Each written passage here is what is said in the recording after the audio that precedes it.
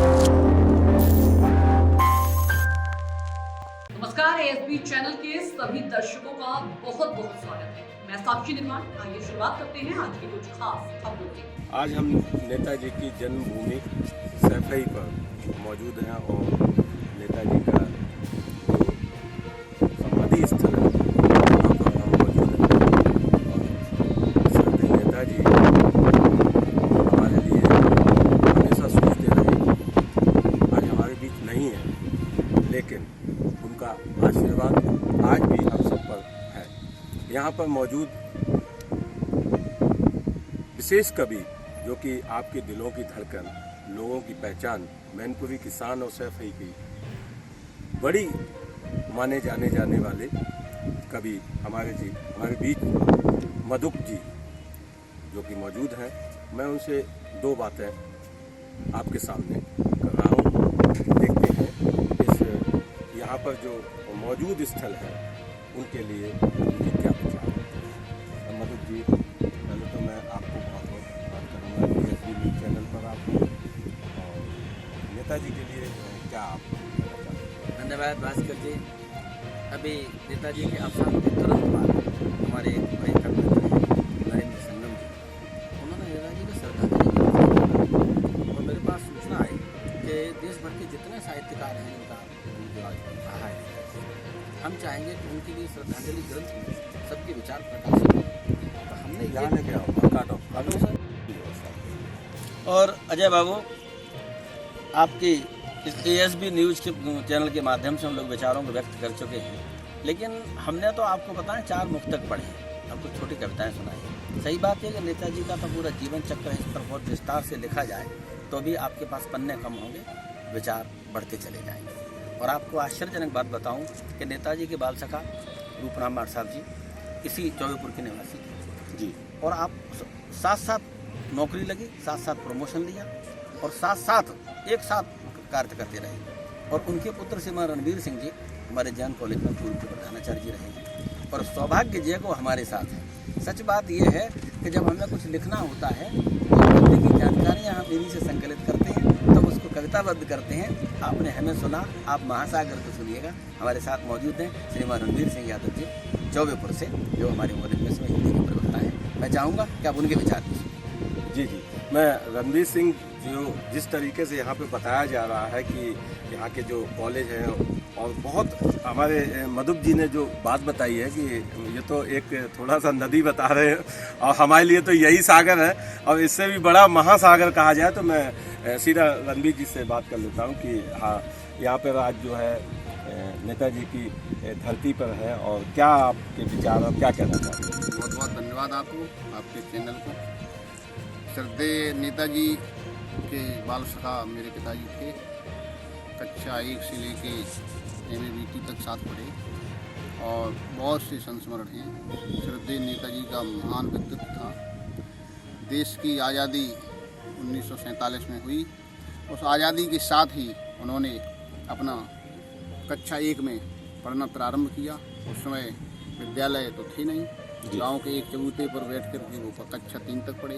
उसके बाद 4-5 में उज्जैनी पढ़े। उसके बाद 6, 7, 8 में वो चले गए हेमरा, और हेमरा में उन्होंने पढ़ना प्रारंभ किया। 51 में वो हेमरा कक्षा 6 में एडमिशन लिए। 51, 52, 53 वहाँ पढ़े। मेरे पिताजी भी साथ थे, श्री राम रूप यादव जी। और 54 में उन्होंने जैन इंटर कॉलेज करेल में कक्षा 9 में प्रवेश किया। वहाँ पर वो 59 में उन्होंने कक्षा 12 किया। उसके बाद वो चले गए इटावा KK डिग्री कॉलेज में, जहाँ से उनकी छात्र जीवन की शुरुआत होती है राजनीतिक रूप में। वहाँ वो उस विद्यालय के KKDC के अध्यक्ष बने। उससे पहले वो लोहिया जी के नहर रेट आंदोलन में जेल भी जा चुके थे। उनकी मुखरता सामने आ चुकी थी। जो अस्पृश्यता थी, छुआछूत के प्रति उन्होंने सबसे पहले दावा बोला। सामाजिक एकता और समन्वय की भावना उनके दिल में प्राचीन समय से ही थी। पूर्व संस्कारित पूर्व जन्म के शायद उनके मन में ऐसे संस्कार उत्पन्न हुए होंगे कि यहाँ पर उस समय चरम पर थी अस्पृश्यता, और उस समय उन्होंने यहाँ जाटव, जिन्हें उस समय चमार कहते थे, उनके यहाँ भोजन किया। जिससे उन्हें छेक दिया गया। तब वो कक्षा 9 में पढ़ते थे। उसका उन्होंने सामना किया और वहीं से वो मुखर हुए, खुल के सामने आए। पढ़ने में मेधावी, सामाजिक क्षेत्र में मेधावी, कुश्ती लड़ने में जोरदार पहलवान, और जो भी उस समय तत्कालीन समाज के प्रबुद्ध नागरिक थे, बुद्धिमान नागरिक थे, धन संपन्न और छोटे स्तर पर मजलूम और शोषित लोग थे, सबके बीच एक तालमेल बना लिया उन्होंने बचपन से ही, और तालमेल बना करके आगे बढ़ने का काम किया।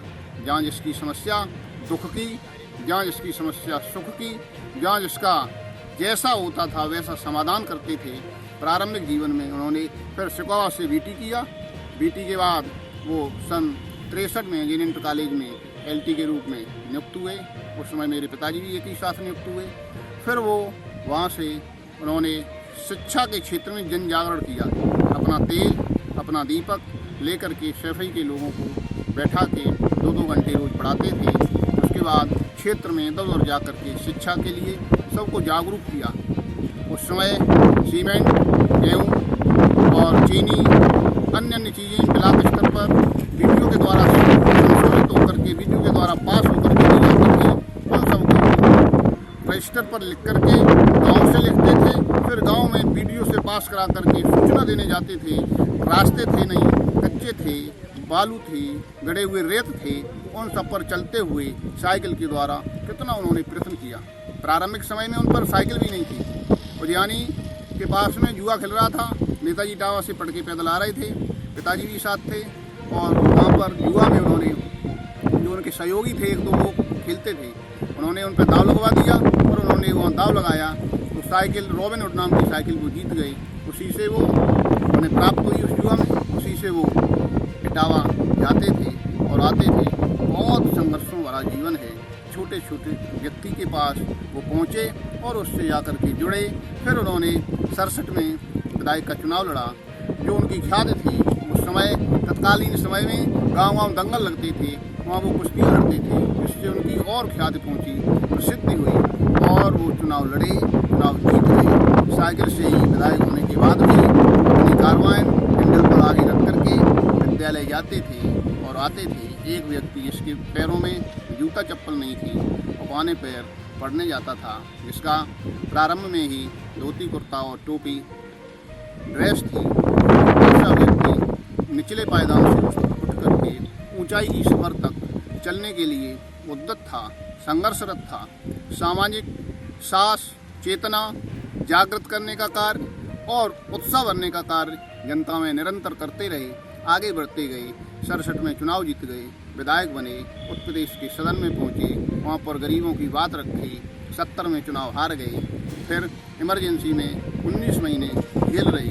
उसके बाद पुनः बाहर आए, चुनाव हुआ, जीते और सहकारिता मंत्री बने। तो लोगों ने बहुत मजाक उड़ाया कि उन्हें जैसा उनका कार्यशैली थी कि सहकारिता में उन्हें सहकारिता, पशुपालन और अति लघु कुटीर उद्योग मंत्रालय मिला था। तो लोगों ने बहुत मजाक उड़ाया कि जैसा उनका भैंसे चराने वाले, गाय चराने वाले का कार्य था, वैसे ही उन्हें मंत्रालय मिला। लेकिन उस मंत्रालय में उन्होंने बहुत मेहनत की। बिल्कुल गांव, ग्रामीण स्तर पर, ग्राम पंचायत स्तर पर समितियों का गठन किया, जिससे किसानों को खाद भी उस समितियों के माध्यम से सस्ते कपड़े और मिट्टी का तेल, केरोसिन मिलना प्रारंभ हुआ, जिससे उनकी ख्याति बढ़ी।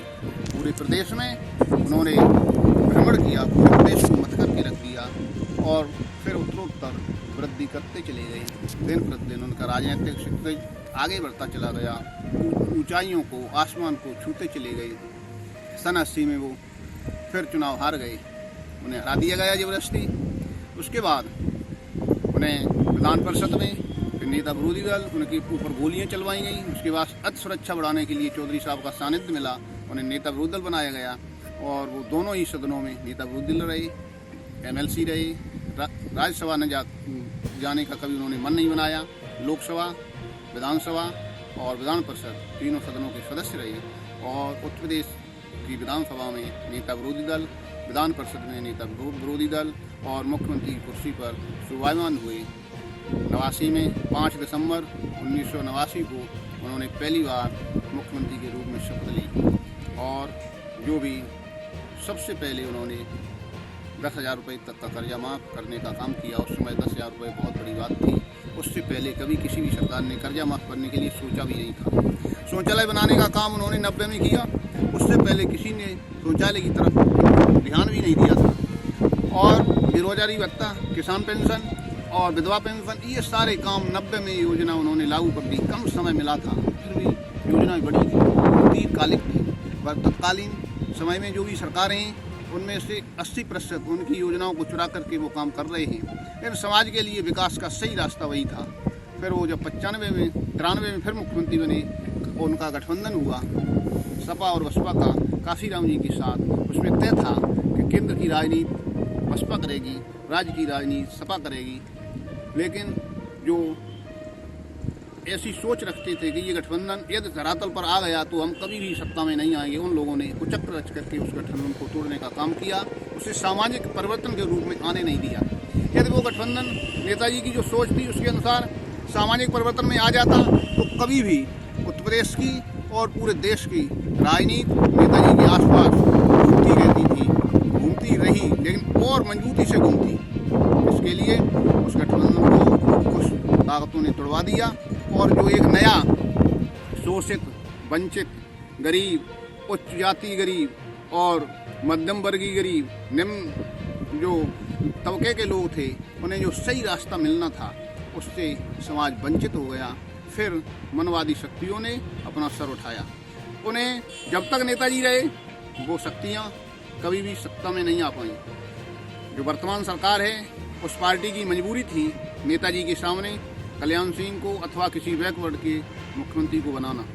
नेताजी की शक्ति 15 तक चरम पर थी। उससे पहले कोई भी सरकार, कोई भी पार्टी, कोई भी दल बिना नेताजी के उत्तर प्रदेश में पत्ता भी नहीं हिला सकता था। 96 में लोकसभा चुनाव लड़े और मैनपुरी से अच्छे मतों से जीते, जबकि उनके सामने एक ताकतवर क्रिमिनल टाइप का व्यक्ति उपदेश खलीफा, उपदेश चौहान लड़ रहा था। उससे कड़ा मुकाबला हुआ और नेताजी कभी डरे नहीं। सत्ता आती तब भी उनका उतना ही बीपी, सत्ता जाती तब भी उतना ही बीपी रहता था। विशाल हृदय के व्यक्तित्व वाले नेताजी थे। उन्होंने 96 में जब केंद्र में एमपी बने और तभी रक्षा मंत्री बने और बार बार जो उन्होंने अपनी बात रक्षा के क्षेत्र में रखी, जवानों को जो सुविधाएं दी, जवानों का मृत शरीर घर पर लाने का कानून बनाया और वेतन वृद्धि में, क्योंकि उनके बड़े भाई फौज में थे, सेना में थे, तो उन्हें दर्द था सैनिक के घर में क्या क्या परेशानियां होती हैं। शायद ही कम लोग जानते हो कि उनके बड़े भाई सेना में थे। कम लोगों को उस दर्द का भी एहसास होगा। लेकिन नेताजी जब बने, उन्हें मौका मिला तो उन्होंने वो सुविधा दी और उससे सैनिक आज भी अभिभूत हैं, गदगद हैं। और जो पिछले दिन चुनाव हुआ है उसमें भी केंद्रीय सुरक्षा बल के कई जवानों से मेरी बात हुई है, वो नेताजी के प्रति बहुत सहानुभूति रखते हैं।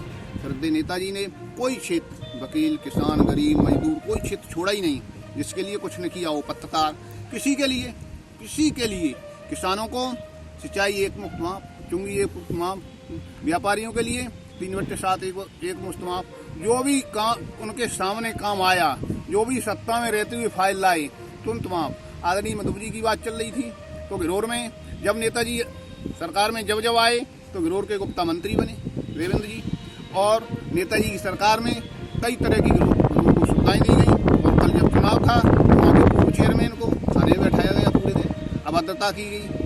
तो इस तरह से नेताजी तो मान थे ही, किसी भी जाति, धर्म और संप्रदाय के प्रति उनका कभी भेदभाव नहीं रहा। आज हमारे बीच नेताजी नहीं है, क्या एहसास हो रहा है कि नेताजी नहीं है?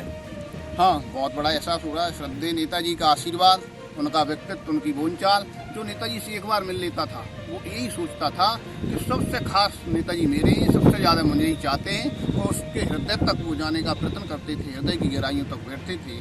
तो इसलिए श्रद्धेय नेताजी की कमी हम सबको हमेशा ही खलती रहेगी। आप सभी ने अभी इस वक्त जो है नेताजी की पूरी जो जुबानी स्टोरी सुनी है वो आप देख रहे हैं। यहाँ पे नेताजी की समाधि स्थल है। मैं कैमरामैन से कहूँगा नेताजी की जो समाधि स्थल है वो ये समाधि स्थल पे इस वक्त मैं मौजूद हूँ, और पूरा जो वाकया है वो इसी ज़मीन पर रहकर हमने आपको भाई द्वारा पूरी बात करवाई थी।